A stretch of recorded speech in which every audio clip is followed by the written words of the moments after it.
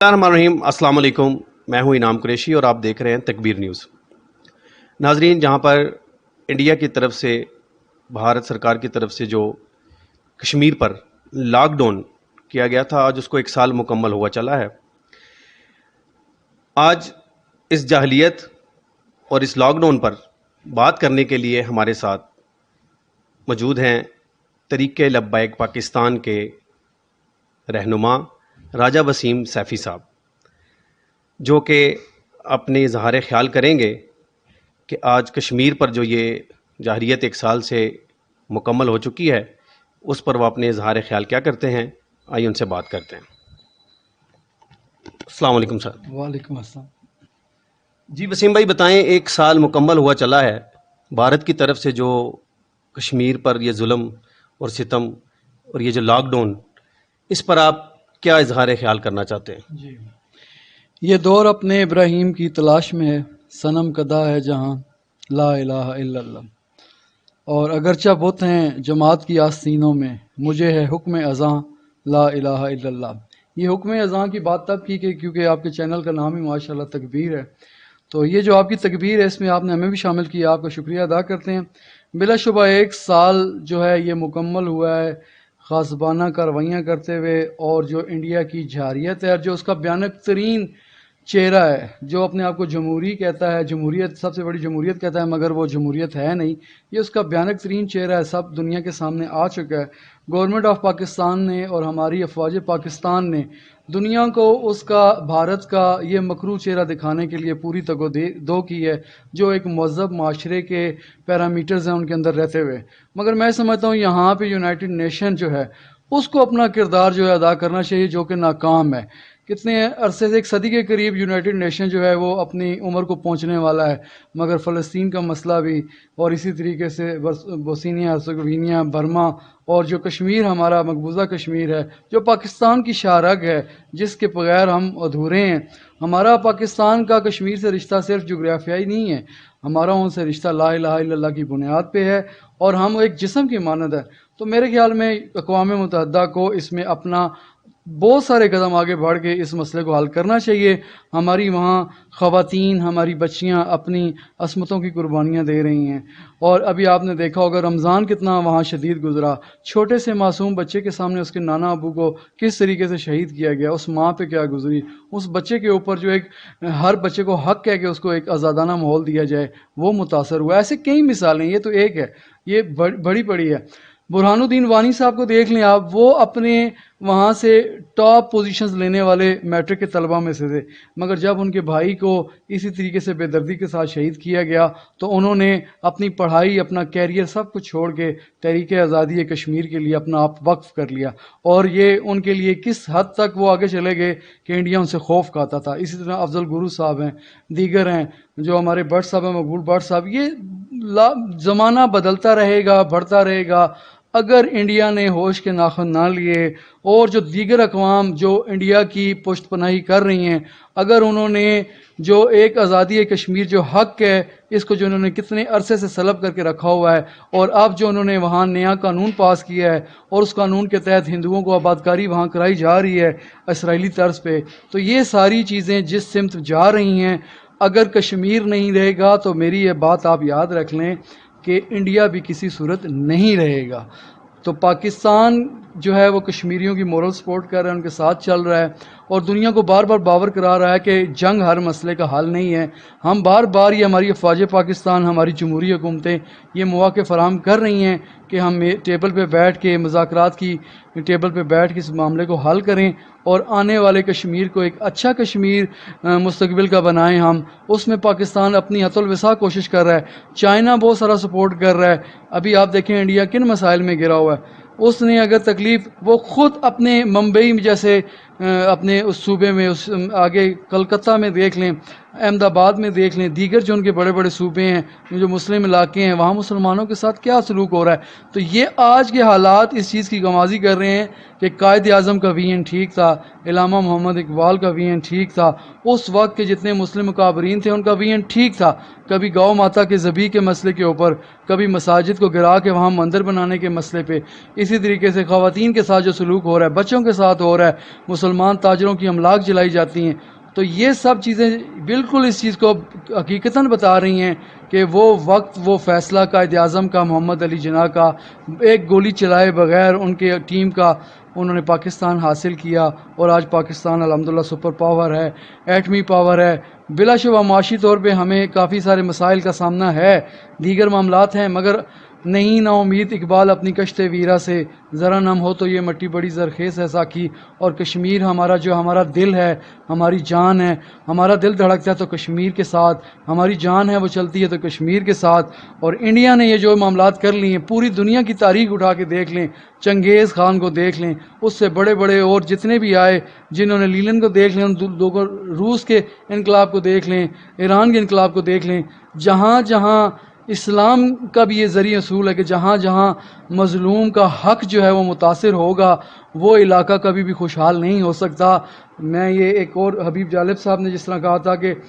ظلم رہے اور امن بھی ہو،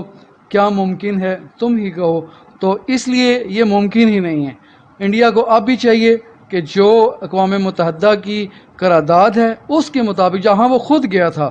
وہاں اس کے مطابق آج بھی کشمیریوں کو استواب رائے کا حق دیا جائے. اور حقیقی معنوں میں وہ جو فیصلہ کرتے ہیں اس فیصلے کا احترام کرتے ہوئے آنے والے کشمیر کو، خوبصورت کشمیر کو، جنت نظیر کو مزید جو ہے محفوظ کر دیا جائے، بالکل ہر طرح کے ان جھگڑوں سے، بارود کی بو سے، اس خون کی ہولی سے. اور یہ جو انڈیا کی سازش ہے کہ وہاں پہ وہ ہندو یا دیگر قومیں آباد کر کے تو شناخت تبدیل کر دے گا، ایسا ممکن نہیں ہے. آپ یقین رکھیں اس بات پہ کہ انشاءاللہ تعالی دنیا کا نقشہ ہمیشہ لا الہ الا اللہ محمد رسول اللہ کی صدا سے بدلا ہے. تو یہ وقت قریب ہے. اب بھی اگر انڈیا اپنی جان بچانا چاہتا ہے، ان لوگوں نے تو اپنے خون سے، قربانیوں سے اس تاریخ کو رقم کر دیا ہے. تو میں سمجھتا ہوں یہ جو سال گزرا ہے اس پہ کشمیریوں کے ہم سلوٹ پیش کرتے ہیں، خراج تحسین بھی پیش کرتے ہیں، ان کے لیے ہم دعا گو بھی ہیں. اور جو ہماری حکومتیں ہیں جمہوری، اور جو ہماری افواج پاکستان ہیں، انہوں نے جس دانش مندی کے ساتھ بارود کے کھیل کو سائڈ پہ رکھتے ہوئے بارہا موقع جو فراہم کر رہے ہیں، تو میرے خیال میں کہیں صبر کا پیمانہ لبریز نہ ہو جائے. اور یہ ایٹم بم جو ہیں ہم نے سجانے کے لیے نہیں رکھے ہوئے، یہ بلا شبہ کشمیر کے حوالے سے انڈیا پہ چلانے کے لیے ہی رکھے ہوئے ہیں. مگر اللہ نہ کرے ایسی نوبت آئے تو انشاءاللہ تعالی کشمیری قوم ایک زندہ قوم ہے، ایسی مثال نہیں ملتی ہے. اور کشمیر انشاءاللہ تعالی کشمیر بنے گا پاکستان. راج صاحب بڑی اچھی بات آپ نے کی. یہ ہر بچہ، بوڑھا، جوان کی یہ جو خواہش ہے اور ان کا نعرہ بھی ہے کہ پاکستان کی شارک کشمیر ہے. ایک طرف مودی سرکار دیکھ رہے ہیں آپ، دوسری طرف عمران سرکار ہے. آپ کو لگتا ہے کہ جہاں پر 1 سال مکمل ہو گیا ہے، کیا دوسرے سال میں ہم اسی طرح اس سال کو بھی گنیں گے کہ اس لاک ڈاؤن کو 2 سال مکمل ہوئے چلے ہیں، یا کہ آپ کو نظر آتا ہے کہ عمران حکومت یا عمران سرکار جو ہے یہ کشمیریوں کے زخموں پر مرہم لگانے میں کوئی کامیابی آپ کو یا کوئی اس طرح کی چیز نظر آتی ہے، یا اس طرح حکومت کی کوئی پالیسی نظر آ رہی ہے آپ کو جو کہ کشمیریوں کے ساتھ جا کر،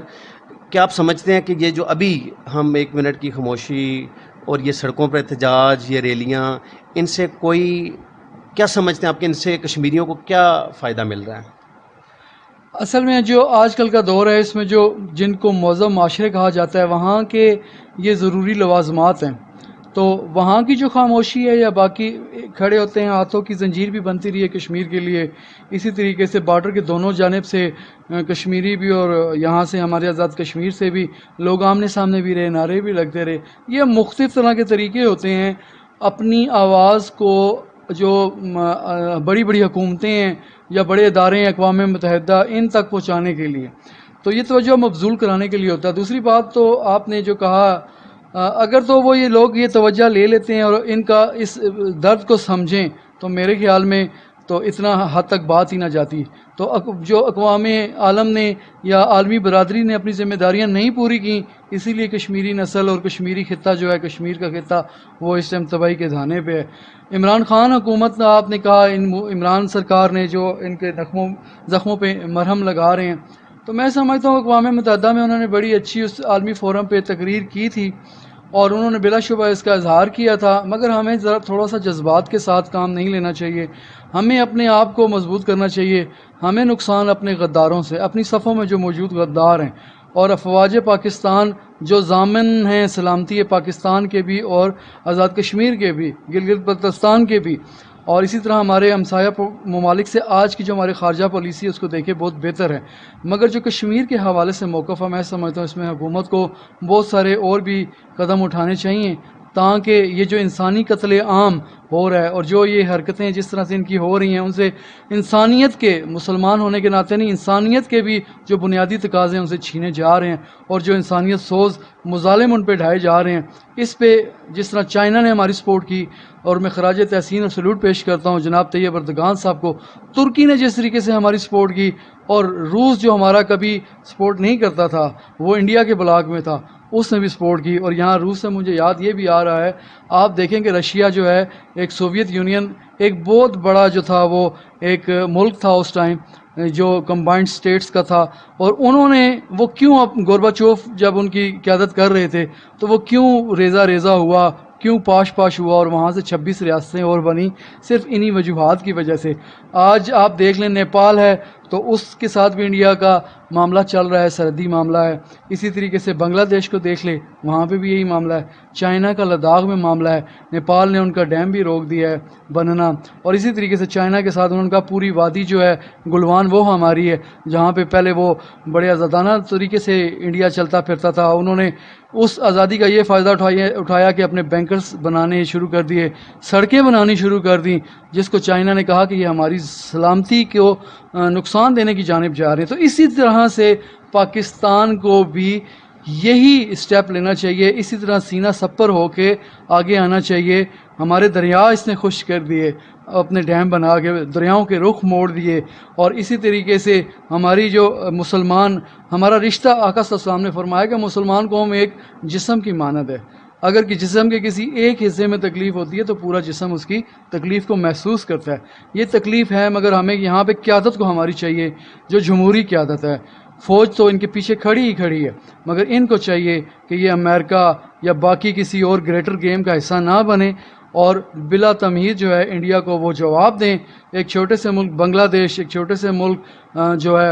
نیپال سے، جو انڈیا جس کا اثر رسوخ تھا وہاں پہ، حکومتیں یہ بناتا ہوتا تھا، آج انڈیا وہاں پہ ان کے ساتھ اپنی جو کشمکش اس کی جاری ہے۔ تو اسی طرح خالصتان کی جو تحریک ہے، کشمیر کے اندر کی تحریک ہے، یہ چیزیں جب اٹھیں گی تو انشاءاللہ یہ بھی سوویت یونین کی طرح پاش پاش ہو جائے گا۔ تو وہ وقت دور نہیں ہے، مگر عمران خان جن کو آج کل سفیر کشمیر بھی کہا جا رہا ہے، تو میں سمجھتا ہوں کہ اس سفیر کشمیر سے بڑھ کے وہ ایک کشمیر کا سپوت ہونے کا دعویٰ کر دیں، اور اس دعوے کو اس طریقے سے ثابت کریں کہ آپ بتا دیں کہ ہم جا رہے ہیں کشمیر کی جانب، اور انڈیا جب تک وہاں سے نہیں جائے گا تو ہم بھی نہیں نکلیں گے۔ افواج بھی آ جائے، اور مجھے یقین ہے یہ بزدل وہاں سے چلا جائے گا، اور بلا شبہ یہ صرف اور صرف قدم پاکستان ہی اٹھا سکتا ہے، اور یہی حکومت وقت کی ذمہ داری بھی ہے۔ راجہ وسیم سیفی صاحب، آپ نون لیگ کے ساتھ کافی عرصہ آپ نے گزارا ہے، کیونکہ سابقہ حکومت میاں نواز شریف صاحب کی تھی، اس حکومت اور اس حکومت میں آپ سمجھتے ہیں کہ ظلم تو جب سے پاکستان ہندوستان الگ الگ ہوئے تو کشمیر پر یہ ظلم آئے روز کوئی نئی کہانی نہیں، ہر روز ان پر ایک نیا ظلم ڈھایا جاتا ہے۔ آپ سمجھتے ہیں کہ جب سے عمران خان صاحب کی حکومت آئی ہے تب سے ان کا کوئی ڈائیلاگ جو ہے وہ مودی سرکار سے کوئی آپ کو نظر آ رہا ہے کہ نون لیگ سے بہتر ہے، یا نون لیگ کی پالیسیاں کشمیر کے لیے کافی بہتر تھیں؟ نون لیگ میں تو آپ یہ دیکھیں کہ کافی حد تک سفارتکاری جو تھی بھارت کے حوالے سے اور خصوصاً کشمیر کے حوالے سے وہ خاموش ہی تھی، اس کی کوئی اتنی کھل کے انداز اس گورنمنٹ یہ اس لحاظ سے بہتر ہے کہ انہوں نے مسئلہ کشمیر کو شاہ محمود قریشی صاحب نے، عمران خان صاحب نے اس میں عالمی فورمز پہ بھی بات کی ہے، دیگر ممالک کو بھی کہا ہے پھر اسی طریقے سے انڈیا کو ووٹ تو ضرور ملا، ان کا مستقل بندہ بھی اس فورم پہ گیا، مگر یہاں پہ کئی سفارتی محاذ پہ ان کو ناکامی بھی ہوئی ہے صرف کشمیر ہی کی وجہ سے۔ اور آج جو ممالک پہلے کشمیر کا نام بھی نہیں لیتے تھے تو آج اس بات کو تسلیم کر رہے ہیں کہ جو ایک بڑی جو ہے ہماری معیشت ہے یہاں پہ انڈیا، اور جو بڑی جمہوریت ہے، یہ انسانی بنیادی حقوق سلب کر رہی ہے۔ تو یہ اسی حکومت کا کریڈٹ ہے، اور میں کہتا ہوں اس سے زیادہ ان کو آگے جانا چاہیے، اور بلا شبہ یہ کر سکتے ہیں، اور افواج پاکستان کی کارکردگی میں تو کسی کو شک ہے ہی نہیں ہے۔ تو اس گورنمنٹ یہ بہتر ہے پچھلی گورنمنٹ کی نسبت، نون لیگ کی گورنمنٹ کی نسبت، کہ انہوں نے مسئلہ کشمیر کو سرد خانے سے اٹھا کر سر فہرست مسائل جو دنیا کے مسائل ہیں ان میں سر فہرست لا کھڑا کیا ہے۔ ایک بہت بڑا نام ہے مولانا فضل الرحمان صاحب کا، کیونکہ وہ کشمیر کمیٹی کے سربراہ بھی رہے۔ تو آخری سوال آپ سے یہی ہے میرا کہ اگر پاکستان طریقے لبیک پاکستان کو اگر قلم دان ملتا ہے اس ملک کا، تو آپ کشمیر کے لیے کیا جذبات، یا اگر آپ کو یہ قلم دان مل جائے تو آپ کشمیر کے لیے کیا جذبات رکھتے ہیں یا کیا کرنا چاہتے ہیں؟ میں نے آپ کے انٹرویو کے آغاز میں یہ بات شروع میں گئی تھی کہ ہماری جو بنیاد ہے رشتہ ہے وہ ہے ہی لا الہ الا اللہ کی بنیاد پہ۔ علامہ خادم حسین رضوی صاحب سربراہ پاکستان تحریک لبیک جو TLP ہے ہماری تحریک لبیک پاکستان، انہوں نے اور دیگر کابرین ہمارے دیکھیں کہ عراق میں، دیگر ممالک میں، شام میں، یمن میں جہاں پہ کچھ عالمی سازش کے حوالے سے کام ہو رہا تھا وہاں پہ انہوں نے امداد بھی دی، وہاں کی حکومتوں کے ساتھ بھی چلے، اور اسی طریقے سے جس طرح ترکی کے صدر ہیں وہ بھی ایک عالمی مسلمان رہنما کے طور پہ ابھرے ہیں۔ تو اگر ہمیں بھی یہ موقع قدرت نے عطا کیا اور ہمارے جو پاکستان کی ایک روایتی سیاست ہے اس کا ہم شکار نہ ہوئے اور ہمیں موقع یہ مل گیا، تو یقیناً اس پہ آپ دیکھیں گے کہ ہماری جماعت کا جو منشور ہے، کیونکہ وہ ہے ہی لا الہ الا اللہ محمد رسول اللہ، جس طرح سے پہلے تھا کہ پاکستان کا مطلب کیا، لا الہ الا اللہ، کون ہمارا رہنما محمد رسول اللہ۔ اور جب ہر کوئی مساوات پہ چلے اور ہمارے دیکھ لیں جتنے بھی نوجوان ان کو اپنی جانوں کی پرواہ نہیں ہے، انہیں اپنی ذات کی پرواہ نہیں ہے۔ ہمارے جو لوگ ہیں ان کو یہاں جو بھی حکمران بنا پاکستان میں، پاکستان پہلے سے زیادہ غریب ہوا، اور جو حکمران بنا ہے وہ پہلے سے زیادہ امیر ہوا۔ تو انشاءاللہ تعالی یہ جو خود احتسابی ہے وہ ہماری جماعت کا خاصہ ہے، اور یہی چیز اب آگے جائے گی۔ جو بندہ خود کرپٹ نہیں ہوگا، جو بندہ اپنے وسائل کے اندر رہ کے اپنی خدمات سر انجام دے گا، تو اس میں کوئی شک ہی نہیں ہے کہ کشمیر کیا باقی جتنے بھی مسائل ہیں وہ بالکل حل ہو جائیں گے۔ اگر انصاف ہی کو لے لیں، عالمی انصاف کو، جیسے حضرت علی کرم اللہ وجہہ نے فرمایا کہ کفر کی حکومت قائم رہ سکتی ہے مگر ظلم کی حکومت قائم نہیں رہ سکتی ہے، تو یہ ظلم ہی ہے۔ یہاں پہ اگر انصاف ہو جائے، جو ہماری باقی سیاسی جماعتوں کا بھی نہ رہا ہے، مگر عملی طور پہ ایسا ہوا نہیں ہے، ابھی بھی ہم دیکھ رہے ہیں موجودہ حکومت کو بھی، تو یہاں پہ اگر جج 2-3 سال لگا کے بھی فیصلے نہیں کر پاتے ہیں، جہاں سامنے کلیئر بات ہے، تو وہاں 2 سیکنڈ کی کسی غازی کی گولی جو ہے وہ فیصلہ کر دیتی ہے۔ اس کے بعد جو بھی ہو، تو یہ جانوں کی پرواہ نہیں ہے، ہمیں اللہ اور رسول مقدم ہے، اور اس کے اوپر یقین رکھتے ہوئے ہم جہاں بھی جائیں گے تو ایک ہوں مسلم حرم کی پاسبانی کے لیے، نیل کے ساحل سے لے کر تا بخاک کاشگر۔ میرے خیال میں اسی شعر میں ہماری تحریک لبیک کا سارا جو جس وہ آپ کا سوال ہے اس کا جواب اس میں موجود ہے۔ بہت شکریہ وسیم سیفی صاحب تھے ہمارے ساتھ۔ ناظرین، جہاں پر کشمیر نے 1 سال کا لاک ڈاؤن برداشت کیا، ان 4 مہینوں کے لاک ڈاؤن نے شاید دنیا کے مختلف ممالوں میں بسنے والے لوگوں کو یہ میسج تو ضرور مل گیا ہوگا ان کو کہ لاک ڈاؤن کے اندر زندگی گزارنا ایک مشکل کام ہے، جس کو میرے خیال میں انٹرنیشنل ہر فورم پہ جتنے بھی لوگ ہیں انہیں ان چیزوں کو سمجھنا چاہیے، اور کشمیریوں کے اوپر جو ظلم ڈھائے جا رہے ہیں بھارت سرکار کی طرف سے، ان کو بھی سمجھنے کی کوشش ہے۔